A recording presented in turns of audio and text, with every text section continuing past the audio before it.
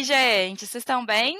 Sejam muito bem-vindos ao primeiríssimo episódio do nosso podcast, ou videocast, não sei onde você está assistindo. E para abrir com chave de ouro, já começar a acertar o tom dos assuntos que a gente vai trazer aqui nesses papos que a gente vai ter, o nosso primeiro convidado é o Bruno Rodrigues. O Bruno, ele é especialista em informação para mídia digital e ele escreveu várias obras pioneiras sobre web writing e UX writing, são trava-línguas aí, gente. E, inclusive, dizem que ele é o pai do web writing no Brasil, tá bom? Tá ajudando muita gente a migrar para a carreira de UX writing com seu livro Em Busca das Boas Práticas de UX Writing. E além disso, né, além disso tudo, mais coisas ainda, atualmente ele está se aventurando pelos campos do Prompt Writing e Prompt Engineering, que, diga-se de passagem, se você está se perguntando, não são a mesma coisa e a gente já vai descobrir o que é cada um aqui. Muito bem-vindo, Bruno, como é que você está? Olha, Dudu, obrigado pelo convite. Oi, Caio, obrigado para todo mundo. Pois é, a gente vai conversar sobre sopa de letrinhas do mundo de writing, dentro da sopa de letrinhas do universo de inteligência artificial generativa, né? Então, bora mergulhar nessa sopa. Bom demais. E aí, Caio, o que você me diz? Pô, legal demais, Duda. Tipo, Bruno, primeiro é uma honra ter aqui você com a gente. A gente já se conhece aí há longa data, né? Desde os eventos da UXConf, da Bots Brasil, cursos, coisas da comunidade. E aí eu queria saber um pouco mais desse seu processo de evolução do web writing, UX writing, e como é que foi esse encontro, né, com o prompt writing. Vou fazer uma versão pocket da minha história profissional, né? Porque, pelo amor de Deus, né? Credo, né, gente? Senão fica séculos aqui contando. Mas vamos lá. Eu sou formado em publicidade, em 88, tem muito tempo. Eu queria, desde o início da faculdade, ser redator publicitário. Comecei trabalhando com redação publicitária. No início gostando, só que ao longo do processo, gente, cada um tem um jeito, tem defeitos e qualidades, né? Então, assim, o que eu vou dizer vai parecer, nossa, ele está se colocando como um alecrim dourado. Não, gente, isso é repleto de defeitos.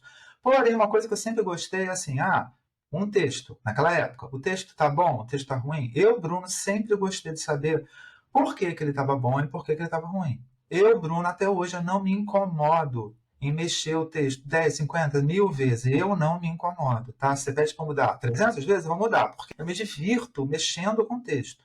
Então, para mim, texto é um bando de pecinhas de Lego rearrumado, que a gente rearruma, tá?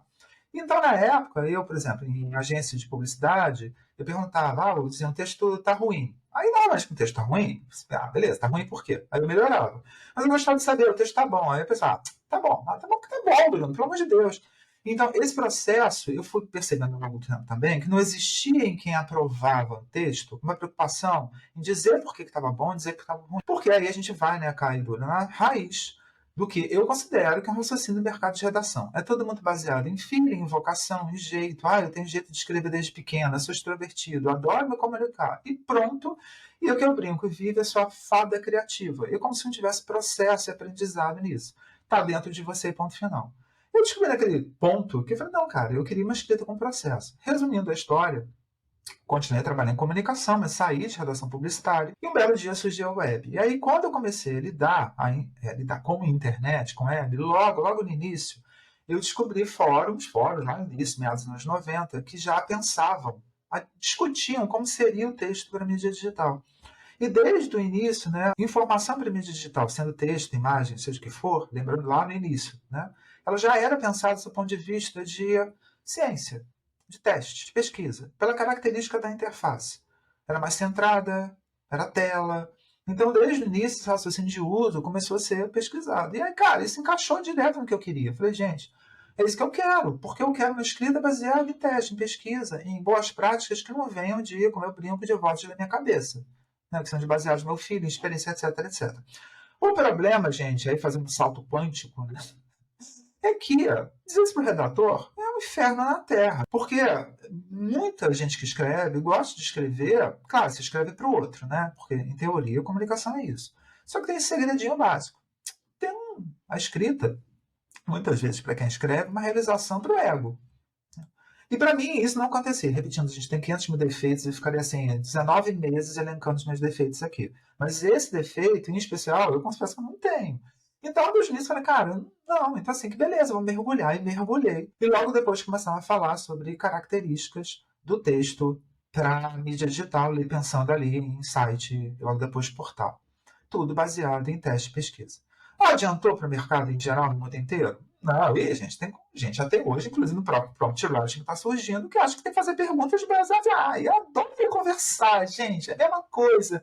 Nossa, eu sou jornalista desde o século XII, vou começar a fazer perguntas para a máquina, como se, mais uma vez, pela enésima vez, fosse um jeitinho, um talento, uma vocação. Nossa, como sou carismático e empático.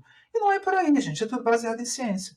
E aí, no início de 2015, nesse caminho que eu trabalho e estudo, há 28 anos, surgiu o X-Writing, que o público já tinha mudado, o público já tinha amadurecido no consumo do básico, do uso do meio digital. Nós, público, a gente virou o jogo, falou, já inventaram as redes sociais, tinha quase 5, 6 anos já, e aí as marcas querem se comunicar comigo. Mas tudo bem, legal. A gente, público, falou, ótimo, vocês querem ter uma boa relação comigo? Só que agora eu domino o básico digital. Eu quero o quê? Essas pecinhas aí, palavras, expressões utilizadas em produtos que tinham acabado de surgir, como aplicativos e logo depois chatbots, etc. As palavras e expressões sejam palavras e expressões que eu realmente quero que essas sejam vistas. Aí, de novo, né, a gente tem que separar o joio do trigo. Quando a gente fala palavras e expressões que a gente quer que sejam vistas em componentes, produtos digitais, botão, itens de menu, título de texto, ou seja, mensagem de erro, notificação, são palavras, expressões e pequenas frases. A gente às vezes confunde e acha que isso é um universo de gíria e regionalismo. Não. Essa foi a virada do X-Writing. Pelo contrário, esses pedaços de informação, mais uma vez, não são tiradas de... gente, sei lá, a palavra colocar nesse botão... Uia, tem um benchmarking aqui da empresa norueguesa. A gente usa e faz localização do termo e usa aquele termo. Não, gente, não. É Brasil, aquele público, aquela empresa. Mais uma vez, é pendurar o ego atrás da porta. Não, eu, Bruno, podia tirar uma onda danada de entendo da área de energia, porque de equipes de redação digital durante 19 anos e meio na Petrobras. Podia tirar uma onda danada. Nossa, a terminologia de área de energia é comigo. Eu fecho os olhos e já sei o que eu vou colocar no botão. Não sabe nada, cara. E isso incomoda muito. Bem, aí nessa trilha, eu formei mestre, e a Duda citou meu livro, Em Busca de Boas Práticas do X-Writing, que foi resultado de um livro, resultado do meu mestrado. E esse ano eu comecei a fazer doutorado em design na PUC do Rio. Só que, gente, eu estudo essa área há quase 3 décadas. Então eu estou sempre estudando e trabalhando com isso. Meados final do ano passado, quando começaram a falar sobre inteligência artificial generativa, de um canto e de outro, todo mundo aqui e ali, aí eu notei, gente, prompt writing, prompt engineering, e comecei a estudar. E aí, só para fechar essa introdução longa, mas fazer versão pocket nem tanto, eu comecei a perceber mais uma vez que é tudo baseado em ciência, não é? Uia, vamos conversar com a maquininha. Uia, eu adoro conversar. Cara, não. Demais, Bruno. Não, ótimo. Adorei essa introdução. Vamos entrar um pouquinho no prompt writing primeiro, e depois a gente expande para o prompt engineering, pensando mesmo no universo da pessoa da área de conteúdo, né, que hoje é muito digital, mas nem sempre, né? Como que você enxerga essa pessoa usando a habilidade de prompt writing, né? Qual que a importância que tem hoje? Como que você está identificando esse movimento do prompt writing entrando na vida dessa pessoa da produção de conteúdo? Como que ela pode usar essa habilidade? Ela deve usar? Quando ela deve usar? Como é que você está vendo essa evolução da habilidade? Beleza, então vamos assim por camadas, né? Primeiro, a generativa ela vai substituir a pessoa redatora, quem escreve? Sim e não. Que horror, Bruno. Aí a gente vem com aquela frase, opinião lacradora de mesa de chope. Nada substituirá o ser humano. Aí todo mundo, aí fica todo mundo calado. Por quê? Porque eu juntei a galera aqui, quanto mais gente na mesa fica melhor. Vocês não acreditam nisso, galera? Sim! Ou seja, a galera decide que nada substitui o ser humano. Por quê? Só porque a gente juntou a galera? A gente vê o futuro daqui? A gente não é capaz de ver o futuro desse jeito. Como é que a gente sabe que a gente não vai ser substituído? Por quê? Por nada, gente. A gente não sabe. Então, assim, o que eu tenho estudado ano passado, e por conta da minha tese de doutorado, que não é sobre isso, é sobre padronização semântica, só que passa por padronização semântica, por exemplo, para generativa. O que eu percebo é que a área de redação publicitária tem sido muito afetada. Em que sentido? Pequenos e curtos textos para AdWords, por exemplo, ou coisas semelhantes. Textos que você precisa produzir com uma velocidade, uma quantidade muito grande, que toma muito tempo de quem escreve. Então, quem escreve, redator publicitário, por que você não vai usar esse material? Você dá determinados inputs e aquele mixer, aquele liquidificador, a partir do que você inseriu, vai dar o que você tem. Mas aí, Duda e Caio, esse aqui é o ponto. o que você vai dar? De novo, eu fico brincando, falando sério, né? Baseado em que vozes da minha cabeça? Ah, porque sou um profissional de comunicação, profissional de produto, digital, eu sei, não, cara, sabe. Quais são as palavras que você vai inserir? Gente, de novo, você pode usar do jeito que você quiser, tipo um mixer. Ah, eu quero fazer uma misturinha. Aí você pica lá tomate, cebola e alho, você faz uma misturinha. Tá, mas se você vier com mais conhecimento, você sabe que se colocar pimenta, se colocar noz moscada, aquela misturinha vai ficar bem melhor. Então é raciocínio da pessoa que escreve porque escreve e vai conversar com uma máquina, e uma pessoa que sabe, não é nem mexer só nesse liquidificador, nesse mixer, ele sabe o que vai inserir para gerar aquele resultado melhor. Então, usar isso para facilitar o dia a dia de trabalho, assim, gente, tipo, não, esse papo, e mais, temos que defender a redação. Isso até estava ontem vendo Diogo Cortis, né, acho que uma das maiores autoridades do Brasil, sobre, né, inteligência artificial em geral. Gente, isso é história da tecnologia. Certas profissões, atividades são substituídas. Abriu, comporta, façam do jeito que quiser. Calma, peraí, você está lidando com gente. Então, mercados e vagas e trabalho, né, sobrevivência. Então, tem que ter essa brincadeira tem que ser regulamentada e regrada. Agora, daí derruba a tecnologia, porque senta, galera, de novo na mesa do shopping, nada substitui o ser humano. Tipo, palavra mágica, sabe? Uma prece. Não é por aí. Então é para usar sim, melhora o nosso trabalho sim. E aí eu não vou continuar falando, porque vou deixar vocês jantarem. Não, é ótimo. Era isso mesmo que a gente estava querendo conversar aqui, né? Entender. Eu acho que é muito das lógicas da IA mesmo, dessas ferramentas que vêm para automatizar processos repetitivos ou então conseguir permitir que a gente tenha mais escala no nosso trabalho, que a gente tire um pouco desse peso operacional de fazer, como você mencionou, né, aquelas coisas que tem que ser muita coisa e muito rápido, em grande escala. Então, bem interessante assim, ver como que ele vai entrar, né, porque toca muito na galera que produz conteúdo, né, muito tênue ali a linha. E aí, quando a gente vai pensar, ô Bruno, como que essas pessoas estão usando o IA hoje, né? É muito novo, está massivamente acessível há muito pouco tempo, né? E o que você tem identificado e observado, ou até de experiência própria mesmo, ou enquanto você está ensinando, ou passando esse conhecimento para outra pessoa, quais são as maiores dificuldades que a gente tem hoje quando a gente está escrevendo e formulando perguntas para uma inteligência artificial? O que você enxerga de pedras no caminho aí? Tá. Primeiro a gente tem que falar sobre a comunicação em si desse tipo de recurso que mora dentro da nave Money, que é a inteligência artificial. Falar de generativa, a gente está falando de algo que começou com força em novembro do ano passado. E aí eu critico muito a comunicação científica, literalmente para o mundo inteiro, milhões de aspas aí, sobre que treco era aquele que estava vindo, como você falou, para o grande público usar. A gente pode acusar alguém dessa comunicação científica? Gente, especificamente sobre o ChatGPT, que deu início à série, né, de popularização, está falando de uma empresa OpenAI. Quer dizer que eles deveriam ter pensado numa comunicação científica global para que a população mundial entendesse como era para usar aquilo? Não. Então, acho que o primeiro erro que acabou acontecendo, isso é orgânico, é um bando de gente achar que podia se relacionar com generativa como você faz pergunta para o Google. E aí, cara, você abre todo um caminho para uma zoação que eu acho maravilhosa, que eu morro de rir de gente tentando perguntar coisas para a generativa como faz pergunta para o Google. Aí saem coisas mega risíveis. Eu rolo de rir com certas coisas. Cara, mas você não vai fazer isso com a generativa porque é um oráculo, não é o Google, cara. Não é perguntar. Você fica perguntando coisa para mixer, para liquidificador? Não, né? Então, assim, é como se você estivesse perguntando isso para um mixer. Não rola, né? Por exemplo, já aconteceu comigo, de tanto usar o Duda, faço testes, milhões de testes, sempre lembrando, gente, o meu foco, o material é material de pergunta, tá? Então, eu já fiz a pergunta do tipo, Bruno, já escrevi 5 livros sobre redação para mídia digital, mas escrevi um livro, né, por hobby, para público adolescente. E aí eu perguntei, nesses testes, né, exatamente tentando enxergar a alucinação e tal. Quem escreveu tal livro e em que ano? E, nossa, o ChatGPT ele respondeu com toda a propriedade, com o meu livro, tá, gente? Foi José de Alencar, em 1896. Eu falei, cara, né? Então, assim, por quê? Porque esse tipo de coisa, você não pergunta pro ChatGPT, gente. Você não faz pergunta.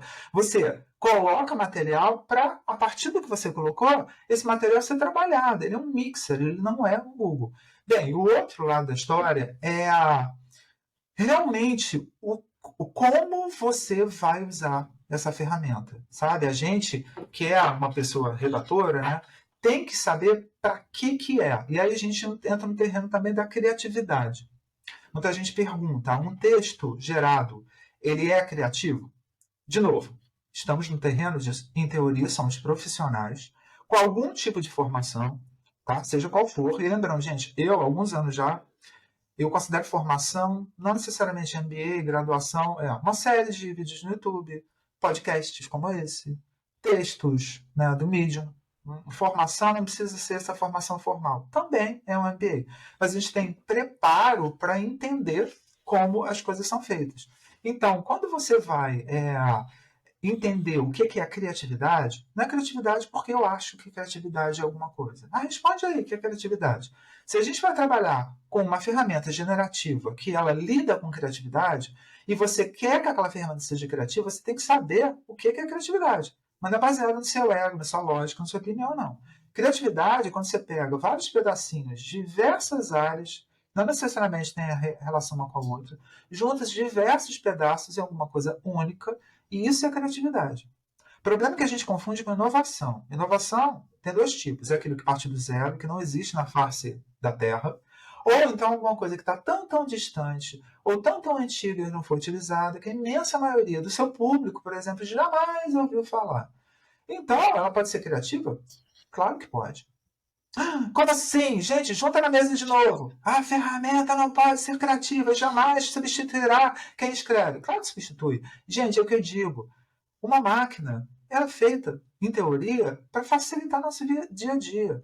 A definição da artificial, que é a nave-mãe da generativa, ela é automatizar tarefas. A generativa é, partindo disso, ela gerar coisas a partir desse raciocínio. Então a gente usa porque a gente quer, porque a gente já percebeu os benefícios. Entendeu?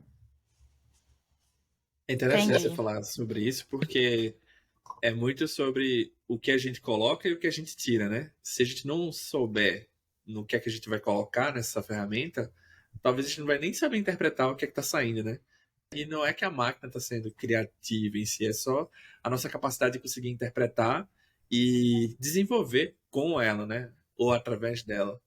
Você acha que a galera tá tendo dificuldade de entender isso ou tá vendo muito como um inimigo, assim? Bora lá então. Primeiro, eu fico muito sentido, né? Momento de desabafo. Certamente com essa comunicação científica. Aí está extrapolando a nossa área de comunicação, marketing, UX, relacionamento, atendimento. Extrapolando, tá? Eu estou acostumado, eu tenho 56 anos. E eu estou acostumado a ver, isso acontece comigo até hoje, e quem é jovem, né? Eu vejo gerações aí, enquanto eu percebi gente jovem, a galera de 20 e poucos anos, que é uma galera que a gente, 40, 50 anos, a gente continua lidando e trabalhando com coisa nova. Então, essa curiosidade não tem a ver com a idade. Mas, sim, o primeiro momento lá que a gente profissionalmente começa a lidar com essa curiosidade por tecnologia, seja de que área for, de alguns anos para cá, é ali pelos 19, 18 anos, né, gente? Isso é normal. E sempre tem um olhar, nossa, que maravilha, com tecnologias que surgem. Fiquei muito chateado, raro desse ano, quando eu comecei a notar que a galera mais jovem, exatamente da cidade, estava indo contra esse tipo de tecnologia. E aí, gente, vamos separar aqui. Contra essa questão do trabalho, da regulamentação, para não virar um bunda lelê. Eu concordo com isso, isso tem que ser regulamentado, tá? O outro lado é com o eco de uma comunicação científica que acabou não podendo ser estruturada, porque afinal de contas, né, não existia um órgão responsável pela comunicação científica. Isso acabou e me assustou muito. A galera nova, que normalmente é mais aberta à inovação, à criatividade, à imaginação, está resistente, está indo contra esse tipo de coisa. Eu falei, gente, que treco é esse? Seria mais ou menos como ali por 2008, 2007? Não, que isso, smartphone, um cara de 18 anos dizendo, de jeito nenhum eu vou usar isso. Oi? Galera nova? Que isso? Então eu percebo um pouco isso, sabe? Então, público em geral. Isso eu percebi muito, tá, pessoal? O que vem acontecendo no mercado de UX Writing. Quem vem trabalhar com redação técnica deveria saber que a redação técnica ela parte do princípio de seguir regras, seja qual for o recôndito onde ela está. Web, UX, Tech, CX ou Prompt. Redação técnica é isso. Você parte do princípio que são regras mais aprimoradas para melhorar o seu conteúdo, tá? O problema é que são pessoas, né? Aí a gente lida com o quê? Com ego.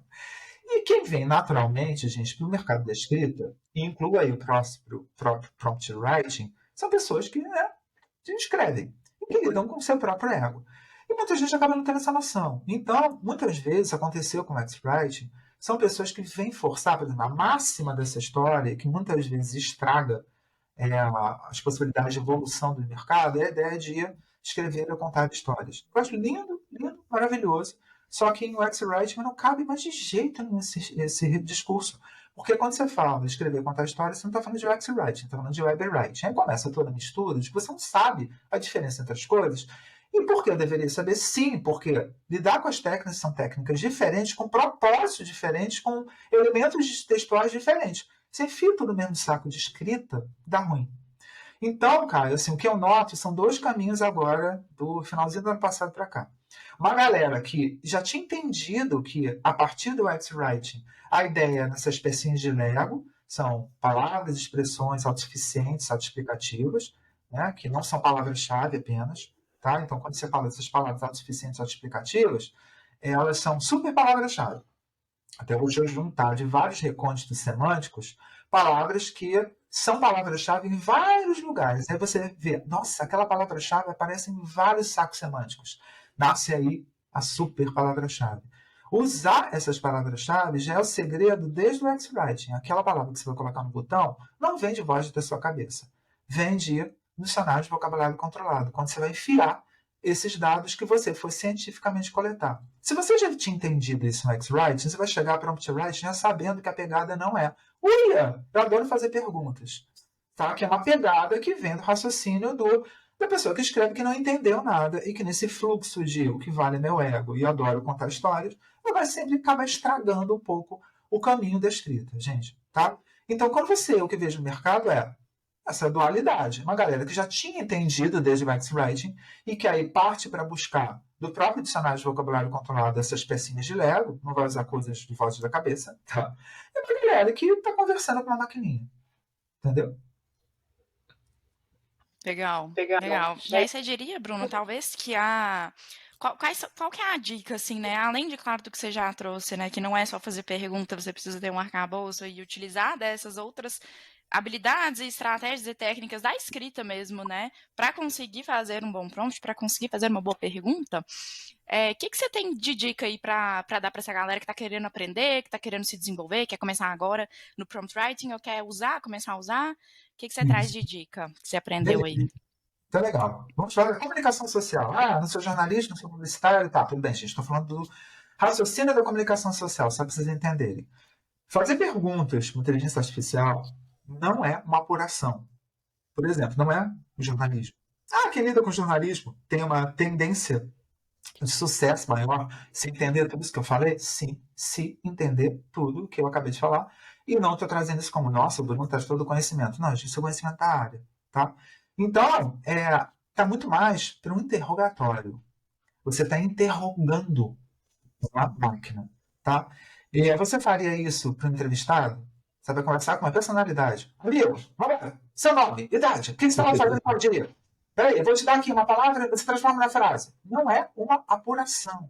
Você, inclusive, tem que aprender a, entre aspas, aí, mandar na máquina. Que horror. Ouvindo um podcast do Caio e da Duda, o Bruno dizendo que é para mandar. Tá vendo, galera? Campanha, vamos cancelar o Bruno. Não, gente, olha só. Inclusive, uma das coisas que acontece muito comigo, sabe aqueles videozinhos de colocar robô para fazer cambalhota, para pular, e a galera do lado olhando, falando, rindo. Eu cheguei a chorar com um vídeo desse jeito. Eu odeio humilhação à máquina, gente. Eu acho que não é esse o caminho. Então, assim, o Bruno, que está falando isso agora, que tem que mandar no chat GPT, o Bruno chora com vídeo de robozinho dançando, a galera rindo ao redor, tá? Só que a maneira de interagir, então, é um interrogatório. E nesse processo, você tem que saber que tem 2 maneiras de você interagir para produzir uma massa, né? Essa misturinha do mixer, que é inserção de dados, extração de informações. Inserção de dados, você dá através de, que eu acabei de falar, dados, que são essas palavras e expressões autossuficientes, autoexplicativas, que não vêm de vozes da sua cabeça, que vêm do material que você vai juntar, que você vai para buscar em vários recônditos. Então, não vem do fato de que você escreve desde 1950, já tem de 71 empresas desde 2000. Não é por aí. Isso desde o X-Writing a gente já sabe. Tá? São pedacinhos, são palavras e expressões que você insere ali no prompt e pede que, a partir daquela palavra, seja feita alguma coisa. Como diz o nome, prompt, é gatilho ou comando. Aí você manda fazer. Isso é inserção de dados. Outra extração de informações, que você faz uma pergunta. É um degrau assim, uma coisa mais sofisticada. Então, você tem que criar uma granularidade nessa pergunta imensa. É mais ou menos assim. Né? Eu fui, não vou fazer nem processo de pergunta, mas só para você entender no dia a dia. Eu conto para a Duda como eu fui vestida no casamento ontem. Eu fui com um terno cortado da Dior, que era azul marinho, tom 2, mas na calça azul marinho, tom 3. O cinto que eu usei era tal marca que tinha 3 buracos na fivela, a fivela era de prata. Então, as perguntas que você faz nessa extração de informações, você insere vários dados, criando encadeamento. E aí nasce a pergunta. Entenderam, gente? Então, assim, a pegada é aprender a fazer isso. Então, você está dizendo que o cadeamento é uma estratégia da gente conseguir inserir os dados e também saber quais dados ou quais informações a gente vai perguntar a partir desses dados. Exatamente. Aí, é uma dança. É o seguinte, porque da inserção de dados, que é o primeiro degrau, para o segundo degrau, a extração de informações, é mais sofisticado, né? A fazer a pergunta. O que já pede que a gente fique humilde. Então, quer dizer, o que a gente acha que é o mais comum é o mais difícil, né? O mais fácil, entre aspas, é inserir os dados. É esse processo de inserção de dados. Tem outro processo que fazer pergunta. Ou seja, não, o mais comum na nossa cabeça não é mais fácil? Não. E aí, a extração de informações, que é feita através de perguntas, ela já começa a lidar com um vizinho maior, que é o chamado prompt engineering. Que aí eu vou ficar quieto agora, que eu não sei se está... A gente vai falar já já. Mas assim, eu achei legal, aí é só um parênteses assim, tipo, da questão do mandar, né? Eu acho que não é nem mandar, acho que é o que você falou, é um comando, né? Um gatilho. E aí isso é um exercício que a gente tem que aprender. E eu acho que é uma habilidade que a gente vai se desenvolvendo. Que nem a gente usar a internet, né? A gente tem proficiência na internet. Eu acho que a gente vai começar... Não acho que é rápido, vai demorar. Ainda mais num país que tem muita gente analfabeta funcional. Mas eu acho que assim, a gente aprender a comandar o que a gente quer é uma arte, porque às vezes, até a gente, assim, no período que a gente está de experimentação, né, a gente vai falando coisas, às vezes, olha só, não respondeu a coisa certa, foi muito diferente do que a gente esperava, e aí eu acho que quanto mais a gente for estrutural, né, nesse comando, é mais fácil talvez do modelo de interpretar o que a gente quer de fato naquele prompt, assim, então é algo que a gente precisa desenvolver, eu acho que é uma habilidade. Aí eu acho que entra muito a questão da comunicação social, vários outros aspectos que é inerente a gente, mas de certa forma a gente tem que traduzir isso nas palavras também. Mas engraçado. Desculpa, interrompi. Não, eu acho que é uma coisa engraçada, né? Tipo, a gente aprender a se comunicar melhor para poder se comunicar com uma marca. Exatamente. Mas eu acho que vale a pena fazer um adendo, de novo, né, gente? Somos pessoas, né? Então o que eu vou dizer agora, se acontecer é natural, mas a gente amadurece também. Prompt Writing. Legal, criou-se mercado de trabalho. Estão contratando prompt writers? Sim. Com exceção, né? Vai no mercado de trabalho? Sei lá, não tenho a mínima ideia. Prompt Writing jamais será uma profissão?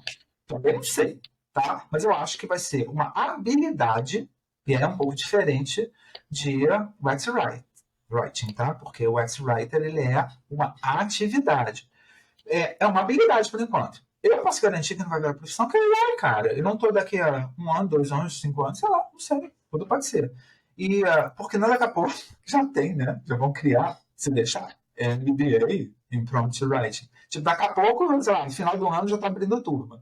Eu, por exemplo, eu dou uma aula na escola, uma aula de 3 horas sobre Prompt Writing. Por quê?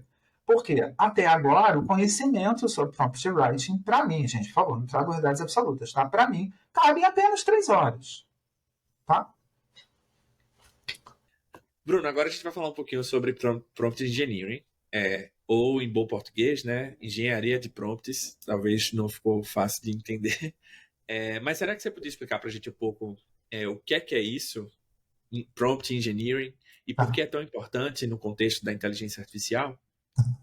Quando a gente está lidando com inteligência artificial generativa, a gente está lidando um capítulo, mais uma vez, de design conversacional. Por quê? A gente acabou de falar sobre isso. A gente está conversando, né, gente?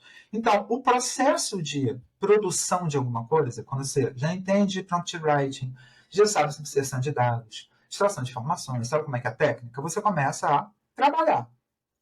E você quer que aquele material que venha para você seja um material muito bem produzido, né, gente? Então, né, você vai trabalhando para que ele fique bom. Esse processo de perguntas, ele acaba, para cada um, ou para cada assunto, ou para cada categoria profissional, você acaba criando um roteirinho de processo para gerar um tipo de material. Então, eu vou dizer, gente, um exemplo bem superficial aqui, tá? Não tome a pé da letra. Eu quero um material razoavelmente profundo sobre alimentação natural. Então, a inserção de dados ou extração de informações, os movimentos que eu vou fazer para gerar aquele material, vai ser uma quantidade de dados e quantidade de perguntas, que vai gerar um conteúdo nível profundo sobre um tema. Então, imagina que eu crio aí um processinho para gerar um material profundo sobre um tema da categoria A. Gente, eu falei que isso é superficial só para vocês entenderem. Então, eu sei que quando eu quiser produzir material daquele tipo, eu tenho já aquele roteiro. É uma espécie de arquitetura da informação. Se a gente for para o lado dos writing anteriores, é lidar a arquitetura da informação, que é o esqueleto de um site, de um portal, de um chatbot, de um roteiro de assistente de voz, um roteiro, né? O prompt engineering passa por aí. E é sempre bom lembrar, embora a ferramenta em si seja uma ferramenta tecnológica, ou seja, embebida na área de exatas, quando a gente fala de conversa, a gente está falando de humanas, né? Então, quando a gente junta as duas coisas, o que eu vou falar agora é prompt writing, mas também é prompt engineering. E, Bruno, por que isso? Mais uma vez, porque a área de humanas que lida com comportamento, comunicação, não tem limites bem marcados, não é matemática. 1 mais 1 é igual a 2 e ponto final. Então, existem os modificadores de texto. São 10 modificadores de texto. Entre eles, as termos mágicos ou palavras mágicas, que são uma forma de, depois que você entendeu esses 2 jeitos, que é inserção de dados e extração de informações, quando você passou desse momento básico, você começa a estruturar a sua conversa com base desses 10 modificadores de texto. Tá? E aí você começa a entender mais a construção desse roteiro. Falei mais sobre roteiro, mas incluindo, obviamente, a escrita, tá? Eu achei legal essa fala que você trouxe, porque misturou coisas que não tem, parece que não tem relação, mas tem relação entre si. Então, deixa eu ver se eu entendi, assim. O prompt writing, ele é muito sobre a inserção e a extração dados e informações. No caso do prompt engineering, é como se fosse a estrutura no qual essa ação, o cadeamento, né, ela é feita. E aí ela perpassa também outras habilidades, que nem você falou, a parte de arquitetura da informação. E aí é como você falou, uma é mais sobre a estrutura e a outra é sobre, digamos assim, a ação, né? O que ela está sendo feita. Você podia dar alguns exemplos? Assim, se você está fazendo os cursos agora, não sei se você tem alguns exemplos que possam ajudar as pessoas a elucidar um pouco como é que é, né? Aplicar na prática ou escrever. Talvez não precisa ser. Aqui está um exemplo de prompt writing, aqui está um exemplo de prompt engineering, mas na verdade é exemplo assim, olha, vamos supor aqui que a gente quer saber X ou quer fazer Y. Como é que a gente poderia elaborar um prompt para isso? Então, lembrando bem, fazendo essa diferença no que você falou. O terreno do prompt writing é o campo onde você vai escrever o prompt, sendo bem direto. Aquilo ali é o prompt writing. O que você vai colocar ali? O prompt engineering é o raciocínio, é o roteiro, é a quantidade de perguntas ou prompts que você vai incluir para gerar alguma coisa. Eu quero gerar tal material. Eu vou dar exemplo, tá? Eu quero gerar tal material. Para gerar esse material que eu quero, antes eu tenho que criar um roteiro de conjunto de dados e perguntas para que eu consiga chegar naquele ponto. Esse roteiro, essa estrutura é o prompt engineering. Cada prompt que você fez é o prompt writing, tá? Estou fazendo essa diferença. Então vamos lá, vou falar de prompt writing agora. Eu quero um texto criativo sobre academias de bairro, academias de treinos, musculação, ginástica e tal. Texto criativo. Aí ele te dá um texto. As academias, elas podem dar 1000 possibilidades para a saúde, para emagrecimento, definição do corpo, ou de saúde em si. É como esse texto todo criativo. Legal. Aí você tem o seu roteirinho. Com base nesse material, você vai pensar, tá criativo, só que falta falar sobre o aspecto psicológico. Aí gostaria que a partir desse texto você falasse sobre o aspecto psicológico que o uso de a frequência em uma academia pode ajudar. Beleza. Aí você vai perguntar, olha, quero aspectos psicológicos. Aí o texto vai vir. Além de, usando o mesmo material, tá? Fala essa parte inicial depois. Além disso, há benefícios para sua mente. Ajuda você na autoestima, você melhora as pessoas, se relaciona melhor. Legal. Aí você tem já no seu roteiro uma pergunta sobre custo.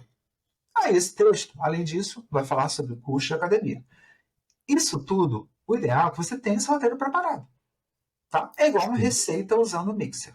De novo, imagina que você vai fazer uma misturinha aqui. Para o início tem tomate, alho e cebola. Você não vai enfiar tudo de uma vez, por quê? Porque você pode se perguntar, Bruno, isso que você mandou fazer, você enfia tudo num prompt só e manda o treco fazer isso. Porque não é legal? Porque tem um elemento essencial nessa história. Você e o público.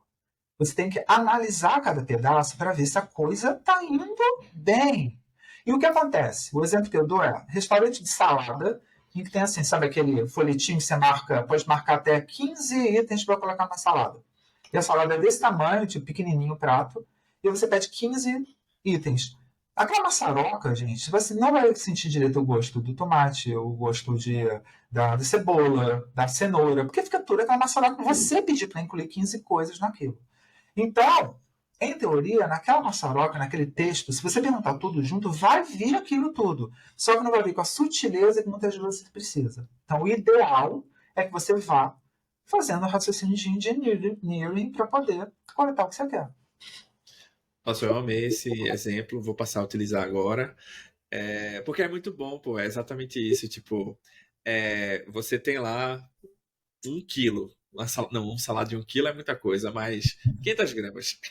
Caramba, 1 quilo de salada. É isso, assim.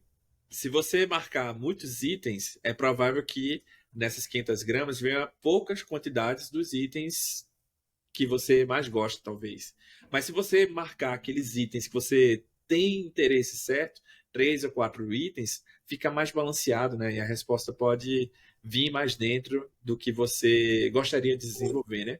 E aí entra a estratégia, como você falou, bem, eu posso pedir talvez 2 saladas, e aí eu exploro mais um sabor, outro eu exploro mais outro sabor, e aí vai montando essa estratégia. Você acha que você está dando aula, está vendo que as pessoas estão entrando agora nesse mundo, né? Qual é o desafio que a galera tem nesse raciocínio, assim? Ou qual o desafio que uma pessoa da área de conteúdo tem em entender mais essa dinâmica da engenharia? Porque parece que é uma coisa de exatas, né? Mas na verdade, não. Tipo, é mais a gente entender um pouco o discurso, como é que a conversa pode acontecer. Como é que é os desafios, assim, de uma pessoa da área de conteúdo que está entendendo mais, assim, de engenharia? A gente já falou um pouco do writing, né? Agora os desafios para a parte da engenharia de prompts. Acho que vou fazer um carinho primeiro nesse público, né? Acho que foi o momento mesmo, acho que estamos começando, vamos falar das coisas boas e coisas ruins. Bruno, todas as áreas, tipo, não só a área de conteúdo, todo mundo está aprendendo. Então, fiz um carinho, antes de mais nada. Se tem perfil de profissional mais indicado para ligar com engineering, antes de mais nada, é o profissional que lida com o universo da comunicação, tá, gente? Aí vamos colocar, pessoa formada em comunicação essencial. Não, você lida com a comunicação, marketing, relacionamento, atendimento, produto, tanto faz. Tá? Esse é o primeiro ponto. O desafio Caio, e aí a crítica que eu venho fazendo desde do início de mercado de UX. E aí a gente tem um rompimento aí com usabilidade. Né? Sabemos que não é a mesma coisa, tá, gente? Pelo amor de Deus. Mas que o UX veio da ideia de usabilidade. Que é a vamos, por consciência e vontade própria, virar uma engrenagem dentro de uma máquina. Porque a verdade é essa. No mercado de produto a gente quis. Eu não sou mais uma pessoa. Eu sou uma engrenagem e eu sou feliz com isso. Tá? Então a gente começa a falar de design, por exemplo, a pessoa está mais preocupada em saber como é que eu uso o Figma. Você fala, ela está querendo que você fale de como use um EDOM, alguma coisa dentro do Figma. Preciso usar? Preciso usar. Só que eu preciso ter esse raciocínio todo. Então, no processo de usar o prompt engineering, aí, nesse caso, cara, não tem como. Você vai ser obrigado a pensar em estrutura de roteiro, em estrutura de arquitetura da informação. Sabe, como é que você cria? E aí tem toda a ligação com o universo de design conversacional. Você precisa conhecer um pouco. Ah, eu preciso fazer um curso ligado a chatbot? Cara, faz. Mas é a mesma coisa? Não, não é a mesma coisa. Tem, as coisas se misturam? Claro, porque, mais uma vez, o universo da comunicação, né, o design de comunicação, de conversação, claro que tem a ver. Só que você precisa aprender a criar roteiros com inserção de dados para que a extração de informações seja bem feita. E aí tem todo esse aspecto, cara, de raciocínio, né? Então, assim, você imagina a parte logo. Gente, então fala esse treco aí. Alguém conhece um app que faz para mim esse roteiro de prompt engineering? Que faz as perguntas logo? Sabe por quê, cara? Tem 7 deles nessa semana, cara. Putz, adoraria me dedicar a isso. Mano, mas não dá. Entendeu? Vai ser ótimo pra você. Talvez você filho pica das galáxias da sua empresa. Mas assim, sabe aquela raciocínio? Eu nasci e sou feliz sendo engrenagem. Não rola. Sabe uma coisa que aconteceu essa semana que foi bem interessante? Tinha uma pessoa, a gente está colaborando num trabalho, numa tarefa. E aí eu tô acompanhando o desenvolvimento dela nessa tarefa. E aí, para ajudar ela, eu falei assim: experimenta o ChatGPT, dá uma usada, vê aí como é que pode te ajudar a otimizar e fazer mais coisas. Aí passou-se o tempo, a gente fez o check-in, literalmente ontem, de como é que estavam as coisas. E aí, no meio da revisão, eu falei assim: você experimentou o ChatGPT? Aí a pessoa, não, tipo, eu achei que era muito técnico, tipo, tinha que programar, eu tava vendo algumas coisas assim, e aí tinha que dar uns comandos específicos. Aí eu olhei e eu disse, cara, tem comandos específicos sim, mas na verdade tem outros comandos que você pode experimentar. Aí ali no improviso, a gente começou a. A gente fez 3 prompts. Eu só não vou entrar no detalhe aqui do que foi exatamente, mas foi um para analisar o trabalho dele e gerar alguns insights. Tipo assim, me ajuda a entender melhor isso aqui. Foi outro para resumir os principais pontos em destaques que foram mencionados no texto, que tem também ferramentas para fazer esse tipo de análise. E teve uma outra que foi para gerar uma tabela. Mas aí, conforme a gente foi fazendo esse exercício de inserção de dados e extração de informações, né? Que eu vou usar isso sempre agora, Bruno. Eu ajudei ele a entender como inserir partes de algumas tarefas e como extrair as perguntas, né? E ali no improviso a gente foi fazendo esse prompt. Sabe aquele meme da Maria, não sei como é que é o nome, a Nazaré, dela meio que formulando assim a coisa na cabeça dela? Assim? A gente tava na ligação e eu tava mostrando assim a pessoa formulando assim na cabeça. Nossa, eu não sabia que dava pra fazer isso. Pô. Nossa, tipo, mudou completamente o raciocínio que eu tinha do ChatGPT agora. E aí foi bem interessante, assim, ver esse momento, sabe? De a pessoa montando o raciocínio assim na cabeça. Você falou, cara, a gente tá aprendendo junto, né? Então, assim, tudo isso que a gente tá falando, até porque são coisas que a gente até entende. Mil posts no LinkedIn, das pessoas dizendo, o treco surgiu ontem, aí no dia seguinte a pessoa já está dizendo, sei lá, prompt writing é isso, prompt writing não é isso. Você fala, porra, mas isso surgiu ontem. A gente sabe porque a gente até faz isso às vezes, né, gente? O LinkedIn é uma vitrine mesmo. Acho que faz parte, eu adoro o LinkedIn, acho que é isso mesmo. Mas também a gente ter senso crítico, entendeu? Coisas novas surgem, já dá, cara, é isso. Isso tudo que eu conversei com vocês, gente, são coisas que têm surgido de novembro do ano passado e que vale a pena complementar aqui. A atividade do prompt e do prompt writing já existe no universo de relação com sistemas há muito tempo. DOS, né, sistema operacional. Quando você insere um comando, aquilo é um prompt, tá? Então, assim, a ideia de prompt, a ideia de comando, é muito anterior. Então, muito do que eu falei aqui, gente, já vem na base de quem, no meu caso, estudou o que é prompt, foi lá atrás, catou, viu o que tem sido feito hoje, deu uma vasculhada no mercado, entendeu? Ah, cara, senão daqui a pouco, pelo amor de Deus, me arrepiei agora. Vamos ver aqueles posts do LinkedIn. Como fazer um bom prompt writing? Seja direto. Pensa coisas criativas. Seja objetivo. Fica arrepiado, falando sério, assim. Porque de novo a gente vai pela lógica, pelo feeling, pelo ego. Gente, não, só não. Tá? Não, demais. Eu gosto muito que a gente tá nesse momento mesmo, né, de conhecer, de entender. Tem conceitos até de IA mesmo, né, que tá aí há muito mais tempo do que a generativa, que a gente ainda esbarra no tipo, tem uma galera que fala que é isso, tem outra galera que fala que é aquilo, mas eu prefiro usar essa aqui. Então a gente ainda tá entendendo e conversando mesmo para esclarecer e para cada um entender um pouquinho. Tem uma parte do prompt engineering que eu estava pensando muito recentemente, e aí é muito numa aplicação mais prática mesmo, né? Às vezes, quando você vai colocar, puxando aqui para o lado do produto, né? Que eu sou produteira, quando você vai usar dentro de um produto uma IA generativa, por exemplo, o prompt engineering, ele vai além da pergunta, né? O prompt writing, ele é mais na pergunta. O engineer, ele vai além. E numa aplicação em produção que você está colocando no comercial, você precisa até pensar em quanto que você vai qual vai ser o seu custo daquele prompt, né? Então, quando você está dando prompt, enviando ele para um modelo generativo, ele tem um custo. E quando ele retorna, ele tem um outro custo. Geralmente, no modelo da OpenAI, são tokens que a gente fala, né? Então, quanto que eu vou mandar e quanto que eu vou receber, como que eu vou otimizar o meu custo com esse prompt writing, mas a partir do prompt engineering, né? Que é pensar mesmo na arquitetura, em tudo que tem por trás da conversa, tudo que tem por trás da pergunta que você está fazendo. Então, eles são muito complementares. Eu adorei. A gente vai chegar numa parte que é muito característica do nosso podcast, apesar de que ele está no primeiro episódio, mas ela vai ter em todos, que chama Há 18 Meses, né? O nome do nosso episódio, a gente estava conversando aqui nos bastidores, o nome do nosso podcast é Há 18 Meses, e aí a gente quer olhar um pouquinho para o passado e para o futuro nesse momento.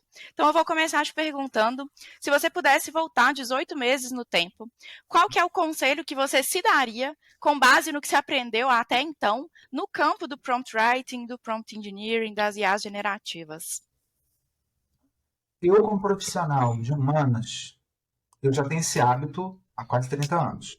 Mas eu desenvolveria, e estou fazendo isso agora, um apreço e uma admiração maior pelo uso da tecnologia. O uso da tecnologia, o uso mesmo, assim, sabe? Usar, estou falando de engineering, de writing, usar o processo. É como até o Caio citou, e de novo, a gente está falando com pessoas, né? Pô, eu achei que era mais, né? Falando para o Caio, ChatGPT era uma coisa mais de programação, desenvolvimento e tal. Só esse tipo de coisa, que é natural, a gente coloca um muro entre a gente e uma tecnologia, tá? Então, acho que eu faria isso, sabe? Teria me aproximado mais rapidamente, porque vou ser sincero aqui, gente.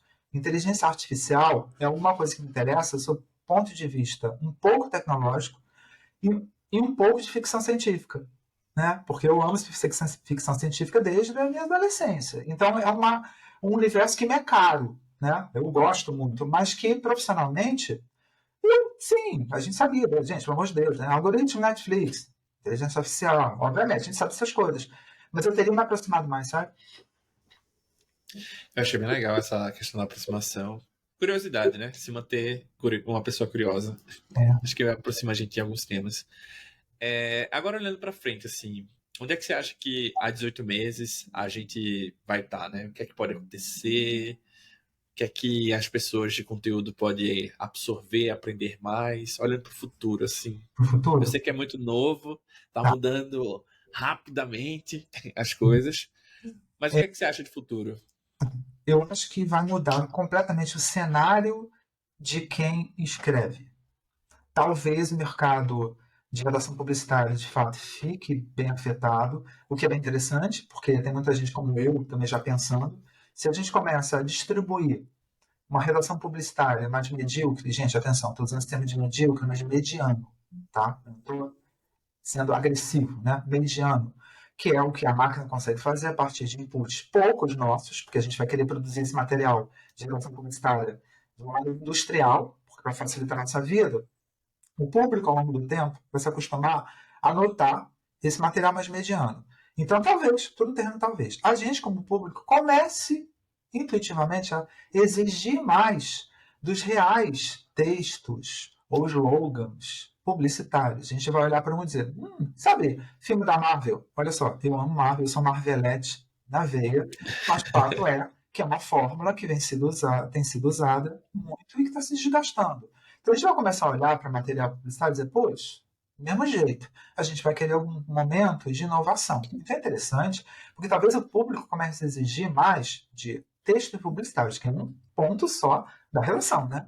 Mais inovação do que propriamente criatividade. Isso é uma coisa que pode acontecer. Além disso, o mercado como todo de redação, ele está no ponto de virada agora. A gente estava, desde o início, pensando muito, né, em relação para a mídia digital, em como escrever. De repente, a gente tem que lembrar de como fazer perguntas, que é algo específico de uma habilidade dentro de comunicação, que é o jornalismo. Ou, sendo bem legal, né, trazendo para a nossa realidade, de pesquisa. Né? É um material de research e um material de jornalismo. Então, eu acho que o que pode acontecer é o profissional que adentrar essa habilidade, né, quiser saber mais, tem que entender mais como fazer perguntas. Ele passa, sim, por jornalismo, não é apuração, é um interrogatório, mas passa pela territorialidade de como perguntar e, ao mesmo tempo, de como tirar coisas das pessoas pegadas de interrogatório, que vale pesquisa, né, gente? Pesquisa educada, pelo amor de Deus. Pô, eu gostei muito dessa visão do futuro, assim, me parece que é uma ferramenta, né, que vai ajudar as pessoas a fazer mais.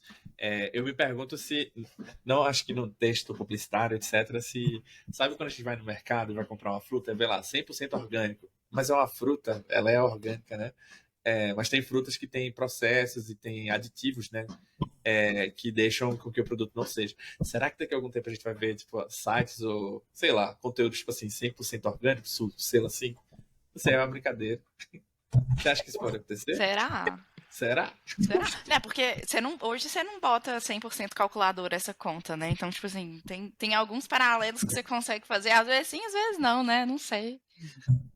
Mas é interessante, a pergunta interessante, a gente vai ter selo de qualidade para material orgânico e um selo dizendo, olha, esse material ele é sintético, ele é produzido por inteligência artificial.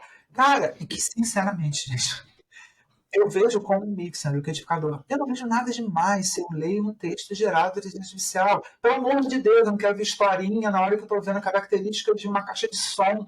Caramba! Eu estou querendo pegar os dados que estão ali dentro, que são as palavras, os números, entendeu? Sabe? Ai, nossa, tem que ser uma obra-prima de, sei lá, Machado de Assis. Não, cara! Entendeu? Porque não há problema se for um texto. Gente, mercado de trabalho é outra história. Agora, o ponto que a gente está conversando é sobre o público, né? Sim. No fim do dia são ferramentas, né? Eu acho que a internet veio aí. Hoje tem ferramentas de colaboração online, né? Ajuda a gente a trabalhar remotamente.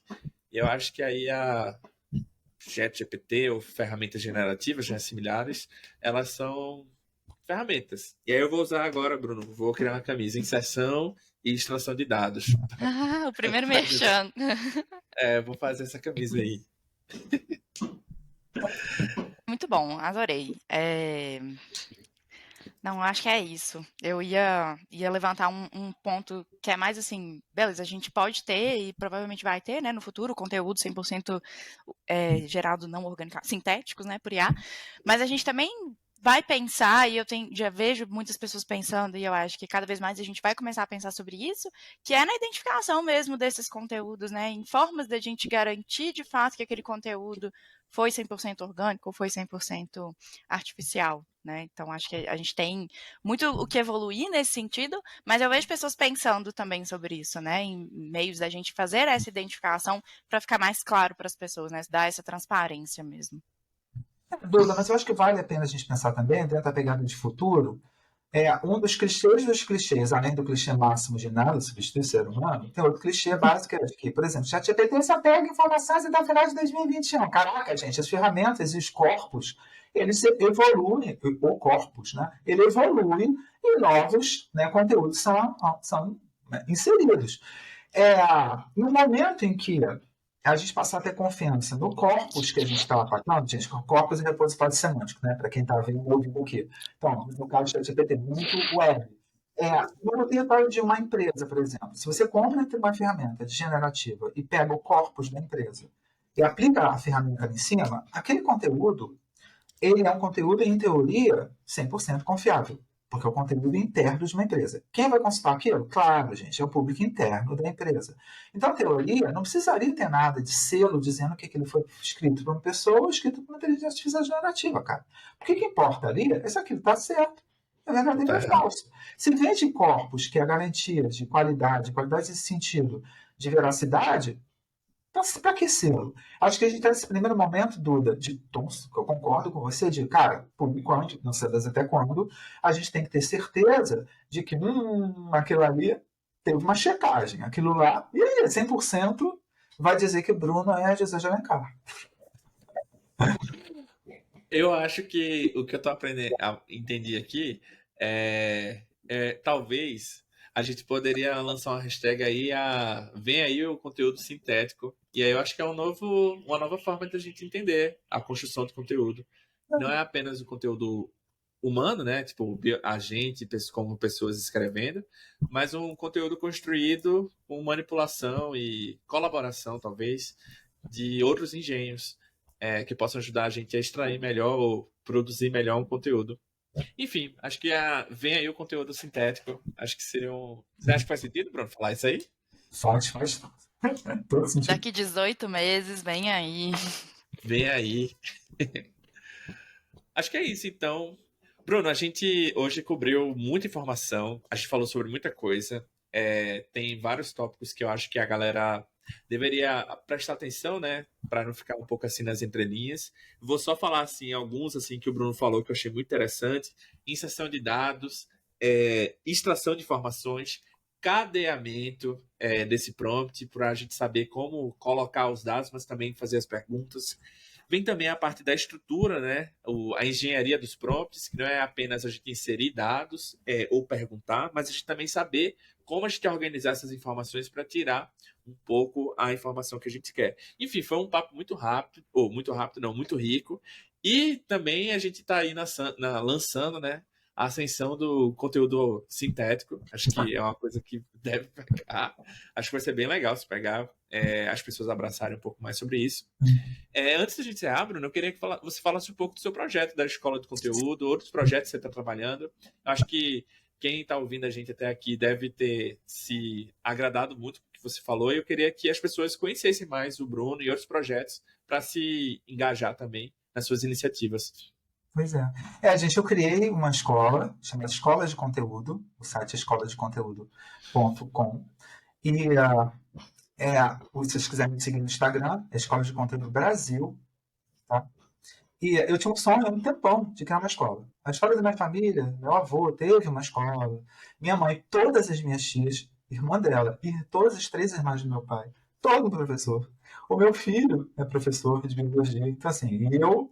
Lá no início, quando eu comecei a lidar com comunicação e depois com digital, já não mais imaginava em trabalhar com ensino. Aí você fala, pô, você está cercado de professores. Então, eu vou de uma escola. Bom, foi uma coisa que eu comecei a conhecer e desde dezembro de 99 foi a minha primeira aula, vamos dizer assim. Então, eu sou apaixonado por dar aula e criei esse projeto de Escola de Conteúdo, que o objetivo é criar mini cursos, são cursos de curtíssima duração, 2 aulas, 4 horas só, com assuntos que pretendem ser realmente muito novos, como, por exemplo, prompt writing. E aí e aí não foram 2 aulas, né? Foi uma aula só de 3 horas, né? Eu dei já 2 turmas, e sempre lá no site, eu até vou colocar logo, né? Porque a última turma foi sexta-feira agora, a mais recente, foi a segunda turma. A cada mês eu vou dar essa aula de prompt writing. Então agora vai ser no mês de julho, mês 7, e da primeira para a segunda turma, já teve diferença. Da segunda para a terceira, tem diferença. Por quê? que é o que a gente conversou, né, Duda e Caio, o tempo todo. É um conhecimento que está em constante evolução. O Bruno está sendo muito humilde, porque ele tem aí vários outros cursos, tem também iniciativas de conteúdos. O livro dele é incrível, foi traduzido para o espanhol também, em busca das boas práticas de UX Writing. E, gente, Novo, vindo aí. tem um livro novo? Livro novo, segundo semestre agora, pela editora Senac Rio. É um livro sobre redação para mídia digital, juntando os meus trabalhos de web writing com os trabalhos de UX writing, com uma pitadinha, que a gente está conversando, de prompt writing e de CX writing. Vem aí, hein, gente? Nossa, vai ter que voltar aqui então. Né, pra conversar sobre isso. Eu achei chique. Bom demais, Bruno.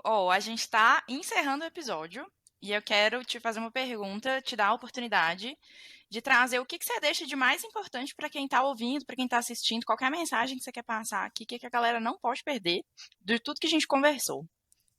Acho que um nome, uma expressão, ciência da informação, que é uma área que existe há muito, muito tempo e que mostra escancaradamente, pinta na testa da gente, desenha que ciência ela lida e pode casar com informação.